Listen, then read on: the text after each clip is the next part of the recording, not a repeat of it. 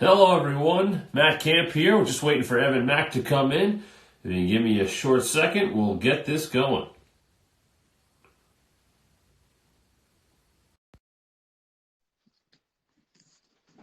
All right, here we go. Welcome in, everybody. Look at this. It all worked out. Evan, The camper. What up, baby?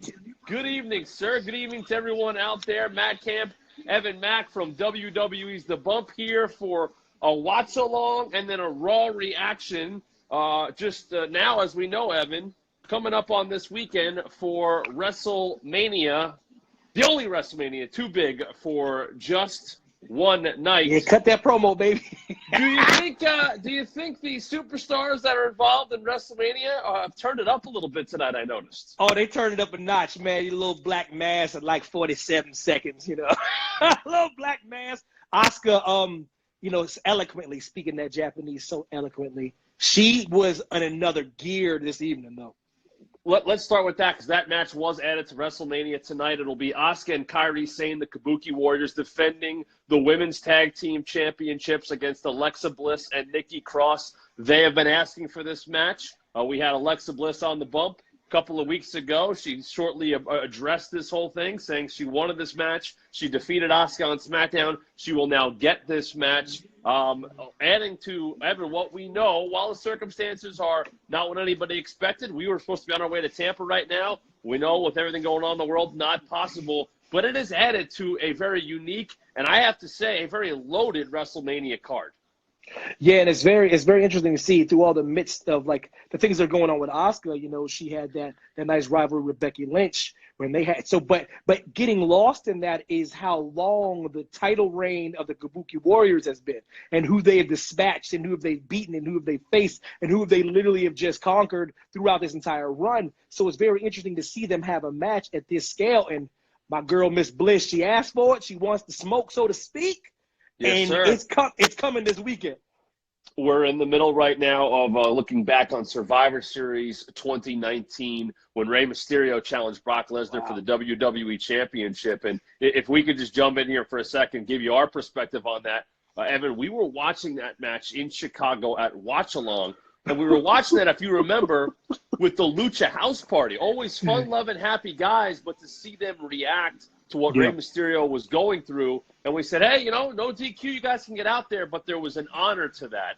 And while Dominic did get involved, as we're going to see, you could see how much somebody like Rey Mysterio meant to them going up against Brock Lesnar. This is the entire, battle of Rey Mysterio for most of his life. And he put on another heck of a matchup, unable to come through in the end, as we're going to see here. But, you go back and see that reign and just see the different amounts and sizes and experience levels of people that Brock Lesnar's beaten along the way to keep that WWE Championship. And I know it's a little different, but it kind of reminded me of him going against Big Show. You know what I mean? It's just to a lesser degree because Brock's a different animal altogether. But it was just interesting to see when you see Rey Mysterio in the ring, you never can count him out until you hear the 1, 2, 3. And watching the Lucha House Party and then saying that he is the modern day Mil Mascares, you know what I mean? And saying those kind of things. And just seeing that level of respect and seeing a match of this magnitude, many didn't think Rey Mysterio had a chance. But I'm telling you, man, he for a second there, man, I really thought he was going to do the unthinkable. Well, I'm sure we're still going to get to Brock and Drew still coming up here tonight on Monday Night Raw as we're watching this match back now. But I want to go back to a couple things. Evan, I want to go back to the beginning of the show. A different Undertaker, kinda. Yeah. There was amalgamations of all the different Undertakers we have seen throughout the years. But for people who were asking for, the Undertaker who came out on the bike, the American Badass, if you have been asking for that, I think the closest thing we have seen to that showed up tonight. I don't know where he showed up from, but I loved it. I saw an Undertaker said, all right, AJ Styles, Alan, you want to be real? Let's get real. And I had goosebumps in a very different way, Evan, than I'm used to getting from seeing The Undertaker on my TV screen. Since the second I've seen him as a young man and getting goosebumps every time I hear his music. And God rest his soul, the late great Paul Bearer, and hearing those sounds and seeing that urn and watching him through all these years, and him having some clarity though, him being honest and being like, you said some things that might have been true about me and where he's at in his career. But to see this difference out of The Undertaker, and even at this age and this moment in his career, he's still ready to I don't know, maybe bring out even something else. Maybe he's gonna bring out something in AJ that he's never seen before. And it's just to see that, man. I'm telling you, man, goosebumps just thinking about it, to be honest with you. Like I said, it got real. It got very real. Talked about Michelle McCool. Talked about, and honestly, we're getting ready. We're going to have AJ Styles on the bump this Wednesday, 10 a.m. Eastern, and we were doing our homework and preparing for all this. And I was like, well, I kind of want to ask about Michelle McCool doing the Faith Breaker and AJ Styles doing the Styles Clash. That's always been, the whispers have been out there because they were never in the same place. And, okay, she's in WWE and AJ's up the road right here in Orlando doing those moves as we saw, and in Memphis and Nashville and all that stuff.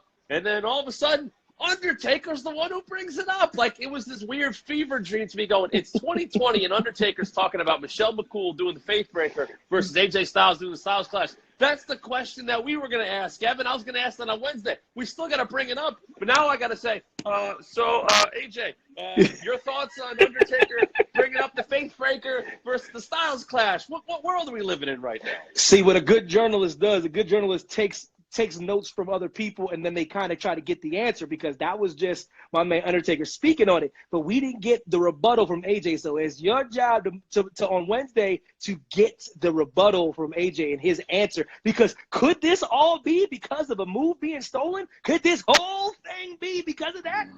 I don't think so.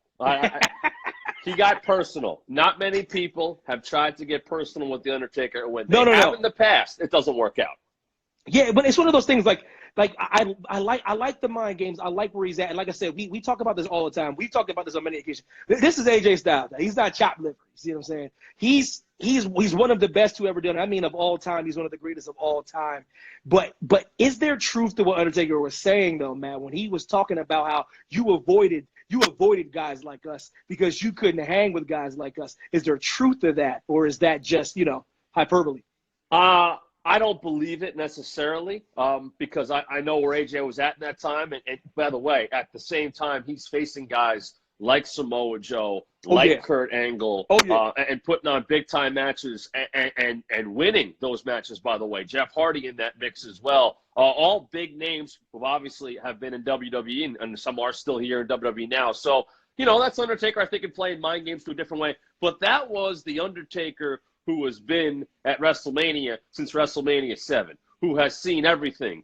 But when often, Evan, do you hear Undertaker bring up the names of rivals and people that he has been on the same side with sometimes, but more often than not, taking on in rivalries and having great matches and having dangerous matches and matches that never made those rivals the same again or him the same again? How often does he bring them up with such reverence?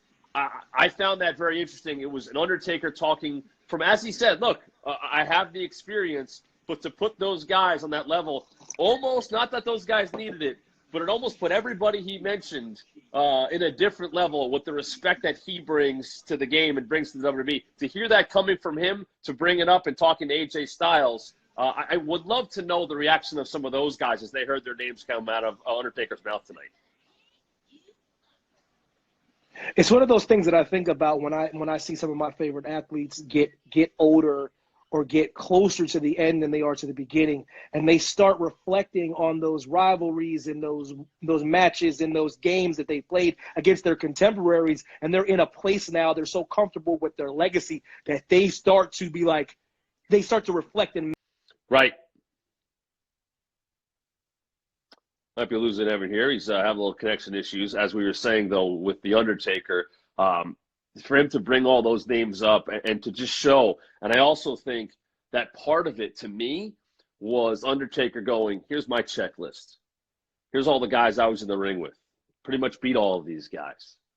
AJ Styles, you could be another, while just a check, be a lot more than that. We'll get Evan back in here a sec if you give me a second here, folks. From technical difficulties, it might have been the Undertaker. Who knows? Let's make sure we get Evan back in here, so we can bring him in with you guys as well. Hang on one sec here. Let's see. All right, Evan, try to get back in here, buddy, and then we'll reload this so you guys can see us. All right, hang on. As we wait for Evan to come back in, I got to ask you, what do you guys think? Does your mind change at all seeing what The Undertaker said tonight about this Boneyard match? Obviously, now it's going to happen at WrestleMania. Who are you picking to win? Are you going with Undertaker with what you saw from him tonight? Are you going with AJ Styles? He did bring up kind of those wild cards, not really wild cards. We know what they are. Luke Gallows and Carl Anderson. We did say Undertaker say, I'll bring the Holy Triumvirate with me as well. I don't know what that means. That could be more mind games, but who are you picking to win this matchup, the Boneyard match? First time we're ever going to see it at WrestleMania between AJ Styles and The Undertaker. Let's try one more time to get Evan in here. If he's back up, and then we'll be good to go. Evan, if you could request. All right, we're still working on getting Evan in. I don't know. Did he say anything bad about The Undertaker? Because I didn't hear it. Also, on the show tonight, and I want to get into this with Evan as well, but we saw Becky Lynch basically show off what she did at WrestleMania last year, defeating the SmackDown Women's Champion Charlotte Flair, defeating the Raw Women's Champion Ronda Rousey in the first ever main event, women's main event of WrestleMania. And she was showing that off, and we got to see the whole match, and she went to start talking about it again, and what happened? Well, Shayna Baszler choked her out and then slammed her into the side of the announce table. And I don't know what kind of shape Becky Lynch is in as a result of that, but that was a very violent shot by Shayna Baszler, trying to weaken the champion just days before we head to WrestleMania, a big title match there, obviously for the Raw Women's Championship, as Becky Lynch will be one of the few who will take a championship she won at one WrestleMania and take it all the way to the next year. We're going to check on Evan one more time here. Let's see if he gets back in. Nope, not yet. All right, still working on that here. Hopefully he gets back in. Evan, if you're watching, jump back in with us here. But you see that there. And once again, I said this when Shayna showed up on Raw that very first time to take out Becky and bit the back of her neck. Everybody's brought up the vampire stuff and all that. This was someone who is going to show that she will do whatever it takes to win the match. And now, after she takes out all 5 of her opponents at the Elimination Chamber to earn this title opportunity against Becky Lynch at WrestleMania, here is one more sign before we get to WrestleMania to say, I will do whatever it takes to win the Raw Women's Championship. And now she has put the champion, Becky Lynch, in a vulnerable position after the attack she put on her tonight. After Becky showed off what she did last year at WrestleMania, Shayna said, oh, yeah, you did that last year. Here's what I'm doing to you tonight. So I throw this out to all of you watching with us. Who do you think will be the Raw Women's Champion at the end of WrestleMania? Will it still be Becky Lynch? Will she go year to year, wire to wire with the Raw Women's Championship? Or will we see a new Raw Women's Champion in the cage fighter, Shayna Baszler? Hit us up. Let us know here as we watch along here with Brock Lesnar. After we saw Dominic get involved, we saw Rey Mysterio have that bat, that pipe. We see finally Brock Lesnar back at Survivor Series 2019 in Chicago, able to finally defeat Rey Mysterio to hang on to the WWE Championship, the championship that he will defend this weekend against Drew McIntyre, the winner of the 2020 Men's Royal Rumble. Going to check in here one more time with Evan. I keep saying one more time, but we know I'm going to keep doing it until he's there. All right, still trying to get Evan back in here. Here we go. Let's try it now. Hopefully he's okay. Hopefully he's in. Hopefully he was not also taken out by The Undertaker. I didn't hear Evan say anything bad about The Undertaker. Evan, you're back. We made it. Crazy, man. What did you say? Crazy. I thought, was The Undertaker using his powers? I know he's on Instagram. We saw all that. I'm like, Taker, man, I was putting you over, brother. No. What I was saying was that there must be something to be said about someone getting close to the end, to like reflecting on the greatness of the rivalries and the matches he had in the past. Right. And I think during this match with this personal stakes, he's looking back and be like, these guys that I went to war with have prepared me for this moment this weekend. And we'll get back into what I was just talking about with Becky and Shayna here, but we were just seeing the end of the match between Brock Lesnar and Rey Mysterio, and we saw Dominic get involved. And like I said, we were watching this match at Lucha House Party. We were watching this, and we said, wait a minute, are they going to pull this off? Are Dominic and Rey going to be the ones to take out Brock Lesnar and win that WWE Championship? Unfortunately, that wasn't the case. But still, to me, because we got to talk to Rey about this on the bump, still to me, there was a moment that was had there between father and son. Unfortunately, Yes. they didn't bring home the championship. But, man, Brock Lesnar literally felt the wrath of Rey and Dominic on that night. Yeah, and I love that so much. And, and he trust me, the shades of old Eddie Guerrero, God rest his soul, man. What a beautiful frog smash by young Dominic, man. You kidding me? There is still a future, I believe, for Dominic here in sports entertainment, in WWE. I don't know when it will happen, but we've seen, obviously, you know what, Evan? You want to talk about tough love? He has felt love. He has felt hurt. He has felt pain at the hands of Brock Lesnar. So you think if he's going to continue on with this, if someone is, I don't know, prepared for this business and to get into the WWE, he has been through maybe some of the worst of it already. It's true, man, and it's really crazy like that. Can you imagine, growing up and your dad, and then you're in the ring with the beast incarnate, Brock Lesnar, and then you have the moment where you and your father almost beat him together. It was really cool to see, man. I'm telling you, they had me for a second, man. I said they got him beat, man. I thought they did as well, but when he continues or gets into his training or whatever that's going to be, I don't know if it's going to get any worse than what he went through. Remember, this is someone who was in there when Eddie Guerrero and Rey were fighting in a ladder match, and he was shaking. I mean, he's got that experience already, which is kind of amazing. So anyway, though, obviously it's Brock Lesnar defending against Drew McIntyre at WrestleMania for the WWE Championship. But yeah. I was just talking about when we were waiting for you to reconnect, what happened with Shayna Baszler and what happened with Becky Lynch tonight, because it was Becky last week who hit her with the chair when Charlie Caruso was attempting to interview Shayna. And then what happens tonight? I guess she's allowed to do this. She's got the GOAT. She's got all the former, title plates on her jacket of everybody she has taken out in what will be, Evan, a wire-to-wire title reign, winning that Raw Championship and taking it in the next year to the WrestleMania, but winning it last year. And she showed off the main event. She showed off that she was able to win a match that included Charlotte Flair as the SmackDown Women's Champion. And she was able to pin Ronda Rousey, who was the Raw Women's Champion. She showed the whole match off, and she stood on that stage, and she didn't look behind her because that's where Shayna popped up. Very Keith Lee-like, by the way, I thought it was.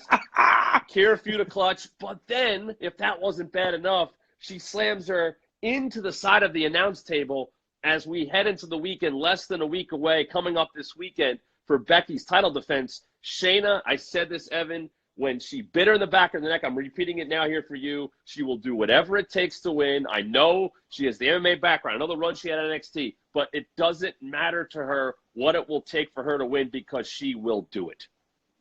It's very interesting, man. All I remember especially when I see this level of dominance and what she's doing, I just remember way back, man. I'm talking about months back. You were like, Shayna Baszler is nothing to be trifled with, and this is before the NXT taking over and winning Survivor. It's way before that. This was, and it's crazy just to see the culmination of this dominance. Because I'm telling you right now, man, Shayna Baszler can do whatever she wants, man. Yeah. She came out, she threw Becky Lynch to a table. Oh, B Sachs and my man Phillips was just sitting there like, what we gonna do, man? What do you want us to do? Hey, what do you want us to do? I would have been so far away at that point with Shayna coming near, knowing what she wants to do. It's something I've said that she's been that dominant. And, that does lead us to one thing here. The woman who did eventually beat her for that NXT championship is Rhea Ripley, who was just on that tear, and it really got going that Survivor Series weekend with, winning that triple threat over Charlotte and Sasha on SmackDown. Basically winning a 4-on-2 in War Games. The next night winning the tri-branded women's Survivor Series elimination match. She wins. She built that, obviously, to the win over Shayna Baszler, which we saw on the NXT story, number 2 NXT Women's Championship match of all time. And now Rhea has to defend that title against Charlotte Flair. And as we just saw just about 15, 20 minutes ago, they flashed back to earlier today, arriving at the Performance Center. There was Charlotte Flair to set the record straight and called Rhea Ripley, which I don't agree with this terminology, but this is where Charlotte is. She called her a rookie. Born for greatness, man. Like I don't know if you know this, man. I don't know. There's a rumor. Word on the street is her daddy's Ric Flair. It's crazy, man. That's just what I heard, man. There's a rumor. But all jokes aside, man, it's crazy, man. Think about it, man. What I was thinking about Asuka not losing. Right. Main event, Showcase of the Immortals, WrestleMania, squared circle, right in the middle of the ring. Charlotte wins, and to me, that was one of the highest levels of, like, I couldn't believe she won now. So now we fast forward. We got Rhea Ripley, and we got Charlotte Flair coming over and being like, yeah, enough's enough. Enough of the hoopla. I helped build this place, and I'm going to take your title. And it's very hard for me to vote against or root against Charlotte Flair. I don't know. And I love Rhea Ripley, man. I don't know how she's going to do it, man. I don't know how she's going to do it. We've had some conversations with Charlotte over the last few months. It just there's a way she carries herself and the experience she has. And with her match this weekend, she will tie Beth Phoenix, WWE Hall of Famer, and Trish Stratus, WWE Hall of Famer, for the most matches by a woman at WrestleMania with 5. But guess what? That's 5 and 5. She's there every year in a big-time match, contending for a championship, defending a championship. This is Rhea, to her credit, while she's been on an incredible run, this is the first time she'll be at WrestleMania. It's the first time an NXT championship will be defended at WrestleMania. That's a lot of milestones there that she gets to check off. Charlotte's got plenty as well. But I think sometimes experience goes a long way. I'm with you. I'm sticking with my pick of Charlotte Flair just because I think she knows what it's like to be here. This is not new to her. It's a obviously different path than what we're normally on till WrestleMania, but I'm with her there. But that is one thing to say, Evan, is that Rhea Ripley will be back, and she will be at WrestleMania, and I believe she'll be in WrestleMania main events for years to come. Yeah, and it's interesting, and let me be clear by Charlotte Flair. She's carved out and started creating her own legacy, separate from her father. But the greatness in the mindset, in the genetics, and every single thing it just reminds me of her dad. You know what I mean? But she's carving out her own path. She's carving out her own legacy. She's making her own name for herself in her own way in the women's division. And it's a beautiful thing to see when these two clash, because the thing about Rhea Ripley, like I said, it's in her song, man. Like, this is my brutality. Yes. Like, she's gonna lay the wood to Charlotte in one way or another. I also want to bring this one up here. We only saw Edge tonight, and I say only, and that's probably the wrong word to use. Edge talking about his match with Randy Orton and putting him back in that hole. I think of Edge being a student of the game, Evan. You and I both know this. He talked about being at WrestleMania 6 in Toronto, watching Ultimate Warrior defeat Hulk Hogan, become the WWE, and then also have that Intercontinental Championship. That was a happy moment. That was an early moment in Edge's fandom. But where that's gone to over the years, and him being in WrestleMania main event. But what I thought about tonight, watching him, wherever he was, wearing the black shirt with the red, was WrestleMania 22 in the hardcore match he had with Mick Foley, someone who was very important to his career, and a match at the time that it almost felt like he had to prove himself. And after that, it was interesting because Mick and him would then be on the same side at One Night Stand.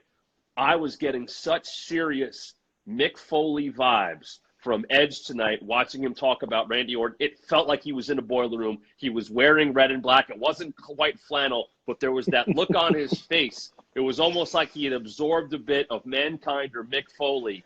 And what better time to do that before a last man standing match with Randy Orton at WrestleMania this weekend? Yeah, it's a beautiful thing to see from a person that I didn't know if I'd ever see Edge again. And the day he was in the middle of that ring, I shed a tear and I cried not like I knew him personally. And to see him come back, and then to see Randy do what he does, and now we're here. Now we're here at the Showcase of the Immortals, and now it's put up or shut up time. But now it's a different Edge. Now it's an Edge with nothing to lose. It's an Edge who thought he wasn't going to be back. It's an Edge and then on top of everything, Randy made it personal. It brought the family in to do it. It involved a lot of things. In the Apex Predator, who I regard as top 10 all time. I don't know if he got the horses for this one, brother. You know, when Edge came back and we heard that sound we heard at the Royal Rumble, and you saw the expression on his face, that was a man who was very happy and grateful to get back. Nobody expected him to come back. He didn't expect to come back. He nearly wins the Royal Rumble. I truly believe, and I'm not saying this as a negative, this was going to be Edge's very happy to be back. I get to wrestle, and my daughters get to see me wrestle. And my Hall of Fame wife was calling NXT. There's so much fun to this. And then what happens the next night after Royal Rumble put him in a totally different place.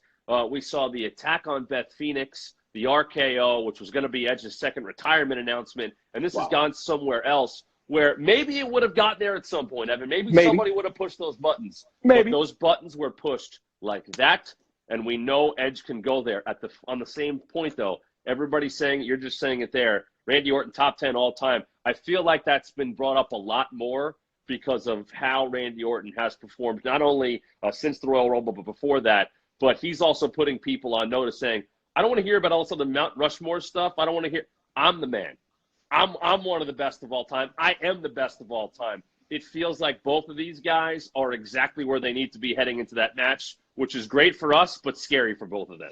Yeah, I agree. And like I said, when I say top 10, it's because I've never really made my list. I just know he's there. You know what I mean? I just know he's around that area. There's a lot of people there, but I put him there just for what he's done and who he's faced and who he's beaten. And to see this moment and culminating in, like I said, man, I never thought I'd see anything like this. I just like you said before, I thought, Edge would come back. He'd have some matches. You know what I mean? Like, he'd have some good matches. Who knows? He would do some tag matches. I don't know. I just wanted to see him in the ring, low collar and elbow. Sure. To see the Apex Predator call him out in this fashion, it's not like I'm mad. I'm not upset. This is beautiful. This is going to be amazing. It's going to be spectacular, but it's not going to be for the faint of heart. No. And I'm scared to see what's going to happen. Last man standing? Yeah, and what it takes to have to get there, to put a man down for 10 with the motivation that both these guys have. This is not about a championship. It's happening at WrestleMania. It's also happening now in a place where there's no fans. And I say that because that means they can't get in the way of what these two guys are going to do to each other. Because it's not going to stay in the ring, Evan. You and I both know that. My over-under would be about 3.5 minutes of this thing staying in the ring, and I'm going to take the under on that. Because they're going to find every piece of that performance center that Johnny Gargano and Tommaso Ciampa did a couple of weeks ago. It may spill out otherwhere into Orlando. I don't know where this thing's going to go. I don't know if those two guys know where this thing is going to go, which is to us and a very entertaining part of this. But to them, like I said, I don't know where this is going to go. Back to Raw here live as we're coming up towards the end of the show. We're seeing Brock Lesnar in the ring with Paul Heyman. And I said this to Ryan Popola.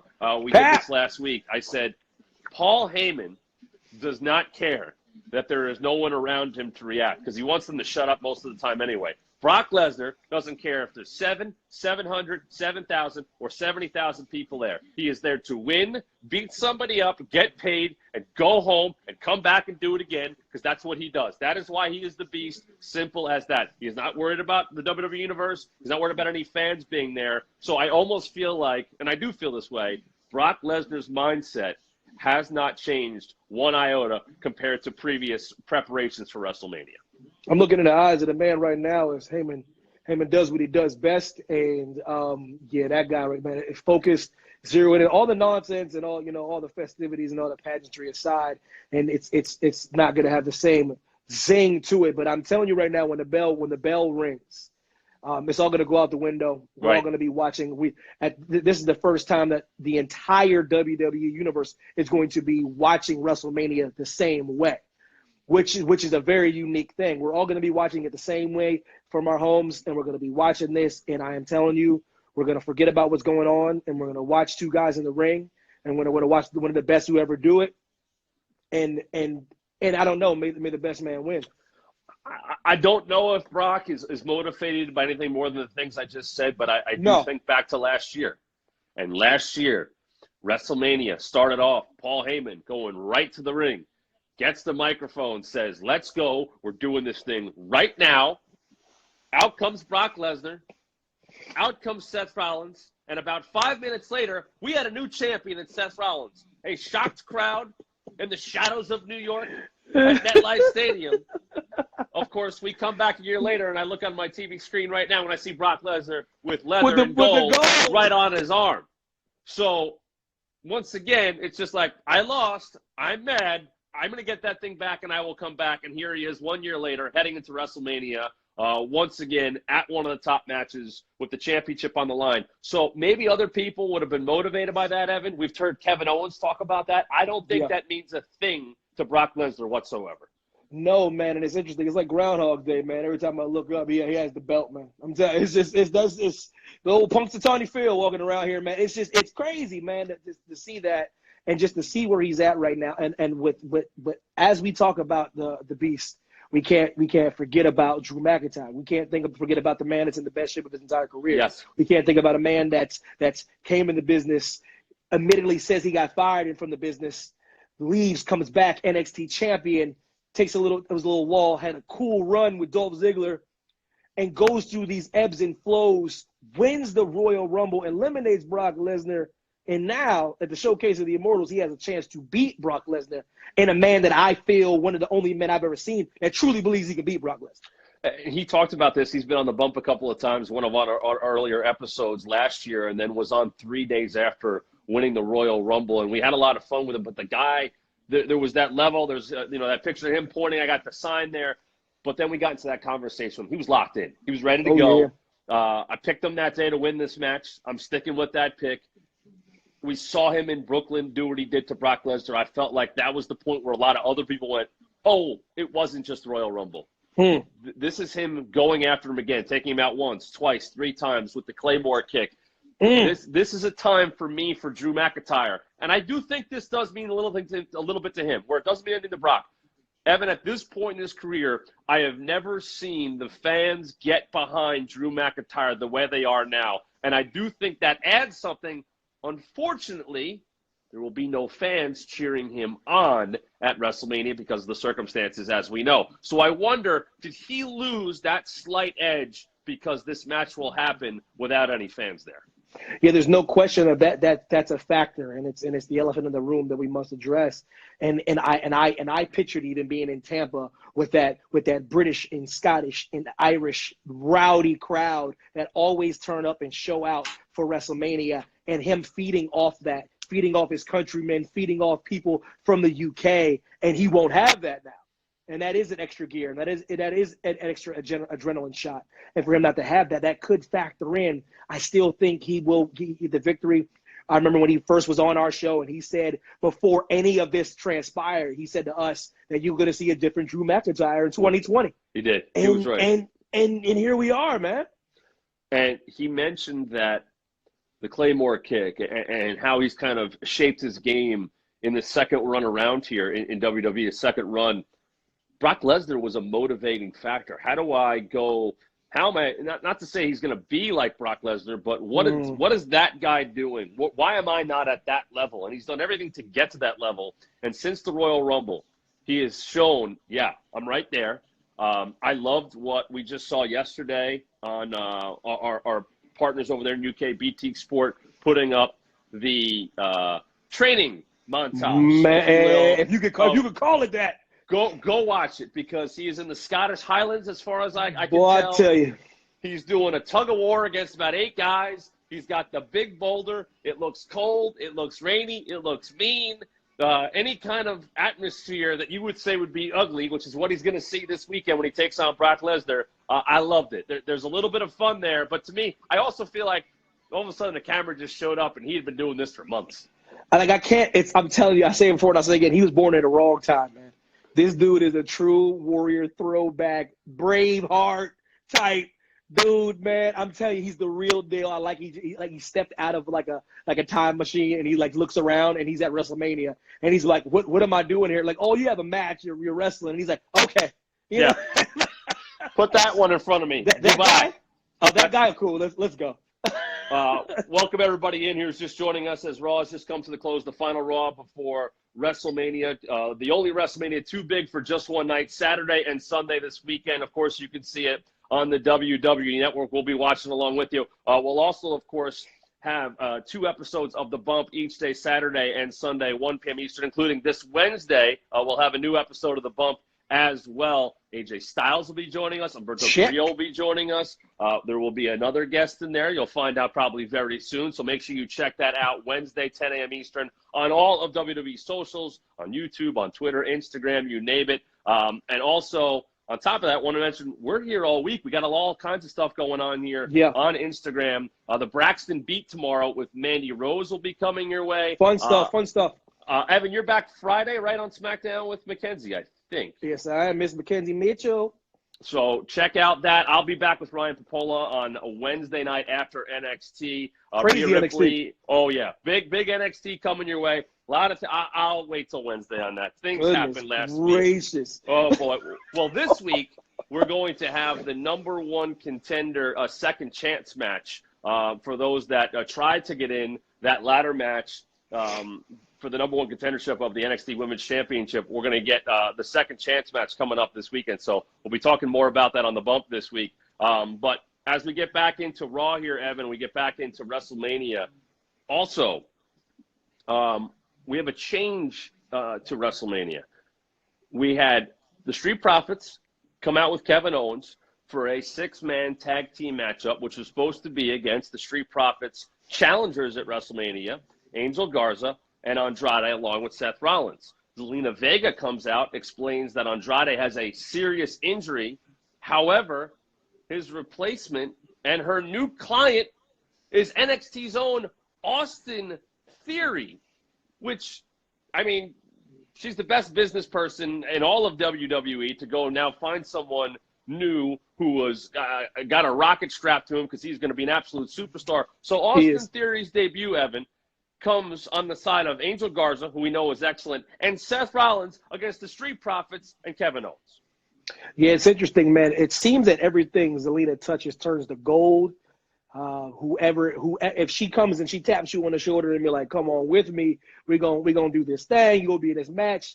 Then things happen. Good things happen.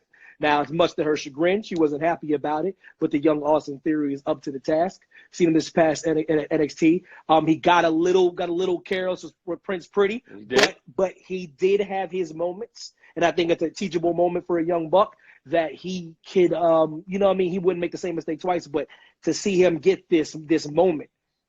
I'm like, what can I say, man? It's good to see. Good young prospect too. I'm digging him. And now he's going to step into Andrade's spot at WrestleMania, and Austin Theory is going to step into WrestleMania not only to make his WrestleMania debut, but to potentially win a title along with Angel Garza, the Raw Tag Team Championships. I'm gonna favor, and I hope she's not watching because she knows I'm a big fan. I got to favor the Street Profits because they have done it for longer. I understand the cohesiveness, the chemistry, Evan, we saw last week between Andrade and Angel Garza was unbelievable. I give Zelina Vega a lot of credit for that. But you just put I don't know what has happened behind the scenes. I don't know how much training has been done with Austin Theory and Angel Garza. I don't know if this is somebody that she had her eye on for quite some time because she's got a great eye for talent. But I don't know how you can't favor the Street Profits to keep their tag team championships, Raw Tag Team Championships at WrestleMania this weekend. You have to favor them just based on what's going. They are the champs, and they are the champs until they are defeated, and they've been a cohesive unit for many months. And to see, but with that being said, man, any given Sunday, any given Saturday, when you go against someone and if you take them lightly, you can lose. But I got to go with my boys, the Street Profits, just because of how great they are. And like I said, I think both have the potential to be singles champions. You know what I mean? If push came to shove. But like this young Austin Theory, man, this young upstart, man, he got the physique, he got the swag, he got the skill set. He's with a really, a kind of good wrestler too, man. He's teamed up with Angel. Young guy young Angel. Listen, man, it's WrestleMania, man. What do you think though, Matt? Do you think these moments for a young man do they rise to the occasion, or do you think it's easy to get the butterflies? Do you think it's easy to fall short? Do you think it's easy to let this get in your head? And you know what I mean, and not perform up to par. I don't know. For Austin Theory, remember I don't know when he found out, but I mean, a week ago it was Andrade and Angel Garza. So, best case scenario is he maybe found out Tuesday and he talked to Zelina last Tuesday and it was, hey, you're in. You're my new client. I'm signing you. Also, you're going to wrestle. I don't know. She makes things Jeez. happen, but it She wasn't that does. much preparation. I mean, think of No. anybody who's got a – we just talked about Rhea Ripley. First one to defend an NXT championship at WrestleMania. Her first WrestleMania. She's known this for quite some time, right? She knew she was going to face Charlotte Flair for quite some time. That's still not a lot of preparation. He is getting less than 2 weeks at the very most to now gel with a new teammate and to take on the Raw Tag Team Champions at WrestleMania. One person, Evan, I'm surprised you have not brought up, who has said very positive things about one Austin Theory. Your favorite wrestler of all time, the man that you and many others call the GOAT, John Cena, is a believer in Austin Theory. And I have to say, when I see him walk down the aisle, Ruthless Aggression is all over the WWE Network right now. There is an entire episode dedicated to John Cena. I do not want to say that Austin Theory is going to get to the high. That's not fair to put that on him. But, man, it really feels easy to make that comparison to John Cena when he walked in the door of, oh, I need to know who this guy is. Even if I've never seen him before, I better know who this guy is. Yeah, I'm not in the habit of arguing with goats. I just don't do that. I can't do it. It's not who am I to argue. If he says he might be the heir apparent, then maybe I should be looking a little bit closer. Maybe I should be delving a little bit into Mr. Theory. You know what I mean? Because if John Cena has a theory about Austin Theory, maybe I should, take a gander. In that match also, we saw the stomp delivered to KO. And KO sat in the ring after it was over, and he collected himself. And I have really been more invested in this match in the last couple of weeks because of what has been said about what it means to be having this match in the Performance Center. KO saying this is where my WWE career started. Seth Rollins saying this place was built on my back and all the things that happened because of him. Again tonight, you hear Kevin Owens admitting that Seth has said some things that are very real. And I don't know if I necessarily agree with KO. He kind of discounted some of Seth's WrestleMania moments. When Seth Rollins, this is a fact, Evan, I don't care how he gets there. When you look in the record books, Seth Rollins goes to WrestleMania, he gets a victory. That's what he does. And it's hard to argue that, but people only care about stats and numbers when it favors them or when they want to make a point to favor them. But then when they don't, they say, oh, numbers don't matter. But those are the numbers that happened by hook or by crook. It doesn't really matter. He gets dubs. But it's something to be said when you put a microphone in Kevin Owens' hands. And we've had the pleasure to talk to him on numerous occasions, whether it be on our show, whether it be backstage when we're lucky enough to be at these events. And he speaks his mind. He speaks what he feels. He says, but he stands by his convictions. Sure. And the things he's saying about stuff he really feels. But I'm telling you, man, the architect, man, the Monday Night Messiah. What day, boy. That boy's at the end of the day, when the chips are down and the mic's down and the bell rings, Seth Rollins can go, man. Yeah, no doubt about it. Yeah. There's a different mindset, and he joined us on the bump last week, and there was a confidence there. Yeah. And it was almost everything we saw on TV last week on Raw, and we've seen for weeks and months now since it's really come that Monday Night Messiah. When we had him on the bump last week, that was almost stripped away because we referenced the fact that he was the first guest we ever had on the bump back in October of last year. He had the red Universal Championship over his shoulder. And they ended up losing that championship to the Fiend, Bray Wyatt. I didn't feel the confidence that day that I felt last week talking to Seth Rollins, which is weird to say because that first day there was a championship on his shoulder, and then last week there wasn't. But it's almost like he has tapped into something. He has found something. And when you go, oh, it's WrestleMania season, the bottom line is if you bet on Seth Rollins, you're going to be a winner. He is well aware of that. And, Evan, I think even Kevin Owens is well aware of that because he's saying that his first true WrestleMania moment will come at the hands of Seth Rollins. To me, that's Kevin Owens saying, I acknowledge what this guy can do, and if I'm going to make a moment, it'll mean that much more if it becomes with me beating Seth Rollins at WrestleMania this weekend. Yeah, and he ran down his own accolades, and he talked about how accomplished he was, but that still goes to what you're saying. Even with all those accolades, he still said he's going to make a WrestleMania morning, just like I said, acknowledging the greatness and acknowledging what that win against Seth Rollins will mean.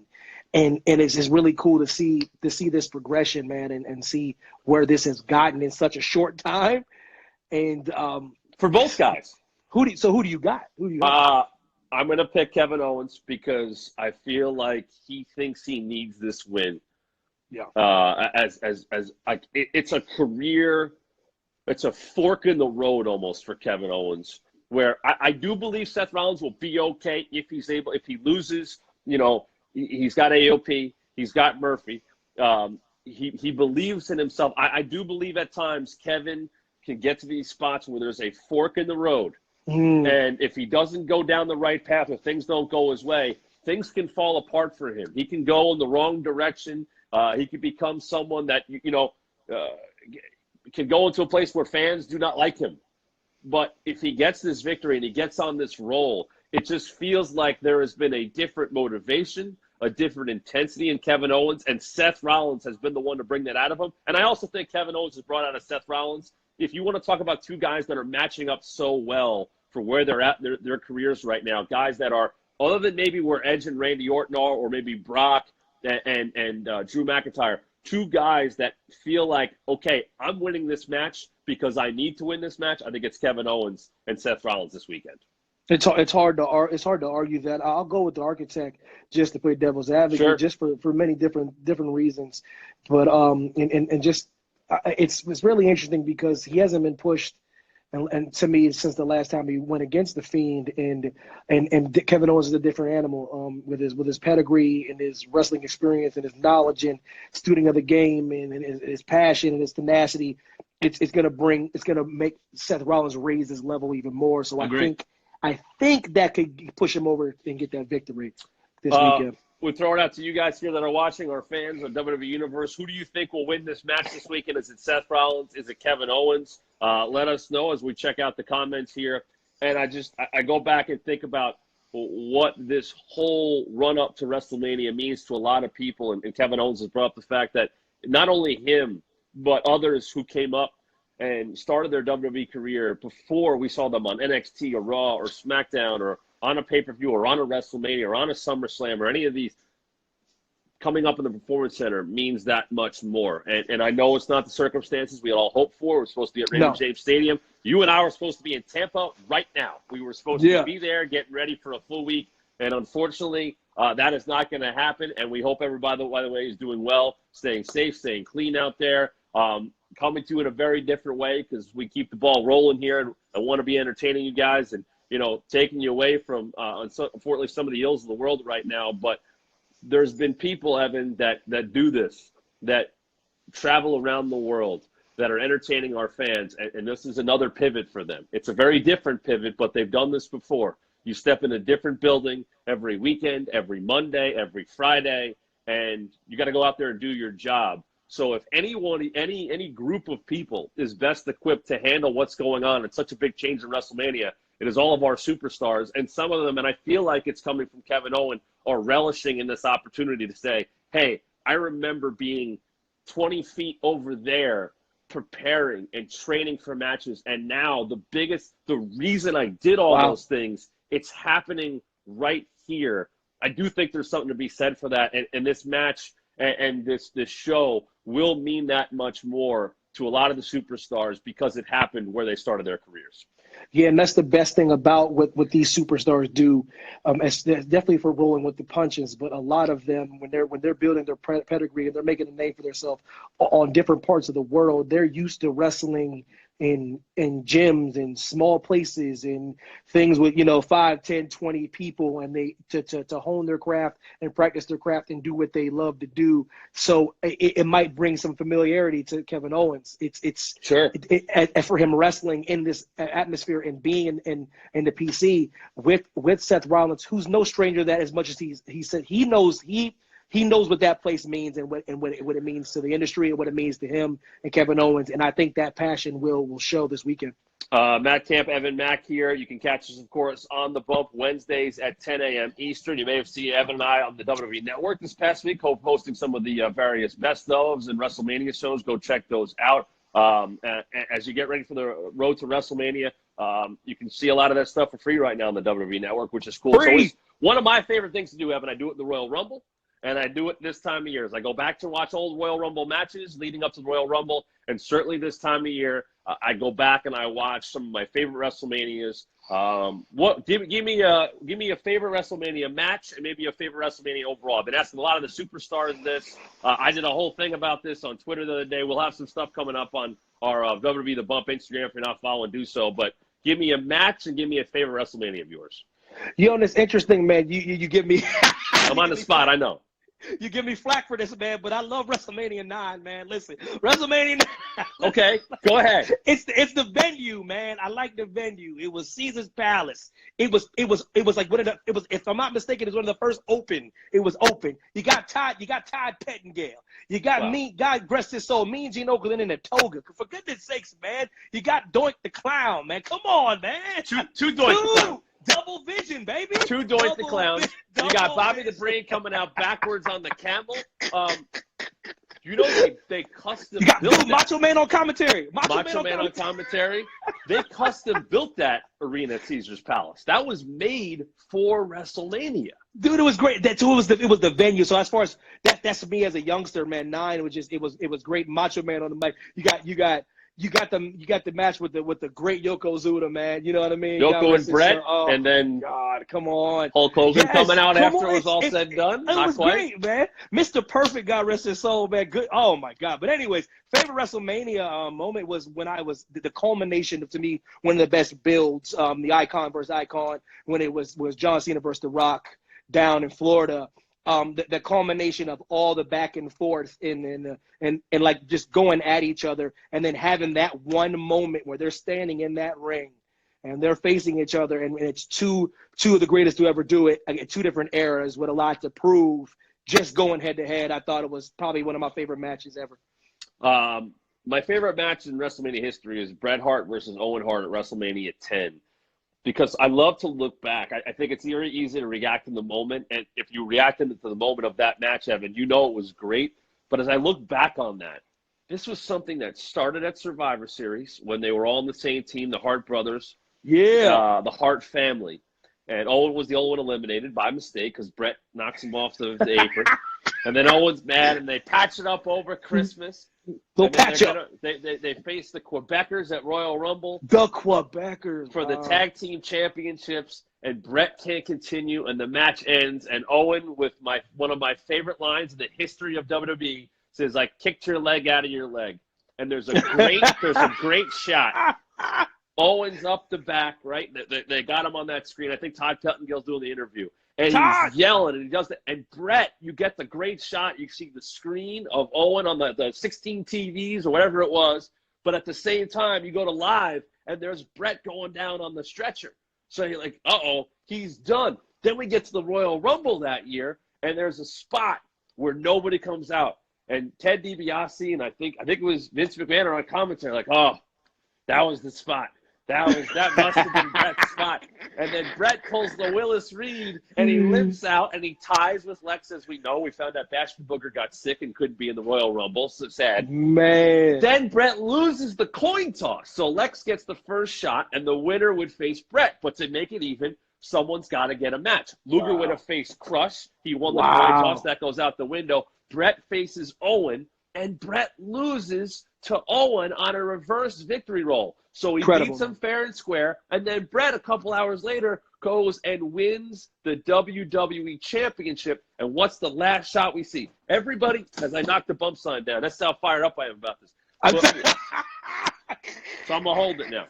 Hold the bump sign, baby. The bump sign took a bump. I apologize. So the last shot we see is everybody celebrating the ring and Macho holding the ropes open for Owen to come in, and Owen doesn't come in. And what do we get? We go from WrestleMania 10 to SummerSlam 1994, and we get the blue bar steel cage match, the best blue bar steel cage match of all time between Bret and Owen. The family's ringside. I just talked to the Usos about this recently. They love this match, and it's a culmination of everything, and we nearly get a whole year out of it. But because Owen beat Brett on the night that Brett would win the WWE Championship for the second time, Owen had every right to challenge for that title. It happens at SummerSlam. The family gets involved. Brett eventually is able to retain. Owen then costs him at Survivor Series by throwing the towel against Bob Backlund. Then Diesel beats Bob Black. But Brett never gets that chance to get it back. And it tells the whole story. But that one match meant so much. And if you, aside from all that, if you just take that singular match on its own, it's an unbelievable match. So I always loved the story that match told, and that it could stand on its own. And it still stands 26 years later on its own. It's so great. From a favorite WrestleMania standpoint, 10 is in that conversation. I think everybody throws 17 in there. I don't think 19 gets enough love. 31 and 30 for very different reasons. 30 all was in awesome. There for me. 30 was awesome. Do you remember the first one that you watched? That you remember everything about it? Mine was 7. I remember after the fact seeing Warrior and Hogan, but I remember 7. And I was thinking about this the other day. Why did I become a wrestling fan? What stuck out to me? And it was Macho Man against Ultimate Warrior. It wasn't Slaughter and Hogan, but I go back and think, I remember every single thing about that match and watching it as it happened. And I go, you know what? That might be the reason I'm sitting here with you right now. Yeah, Macho Man's what had me fall in love with wrestling, man. When I was a kid, it is just the way he did it, the pageantry, the movements, the colors. When I, as a young man, watching that and really gaining that, wasn't old enough to appreciate Flair and Dusty until I got older. You know what I mean? But Macho was the one that do it, man. And I remember. Man, I remember watching those matches, man, because the Great Mr. Perfect was my favorite wrestler growing up. And, okay. And just get because the IC title, that was my baby, you know what I mean? That was to me like the best title ever, you know what I mean? So, man, Macho Man, that's Macho Man. But the WrestleMania that always sticks to me is like the first one I've been to, and that was 20.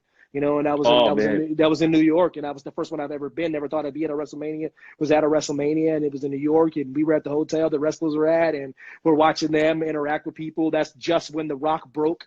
So this Scorpion King, you know what I mean? So he's coming through. It was crazy, man. Flair walking down, Bubba Ray in the cafe, you know what I mean? Eating. It's like it was. She saw all that stuff, yeah. Yeah, so it was cool. And it was MSG, and it's New York, and it's the epicenter. It's the Garden. Yeah, it's the Garden. So that's the one that always sticks to me, like because it's the first one I seen live. 18 sticks in my brain, man, because of the icon versus icon. It is, man. It's so many. Like that 10 that you're talking about.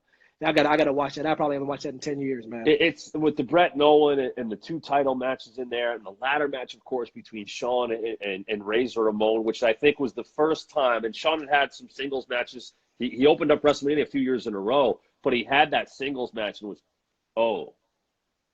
okay.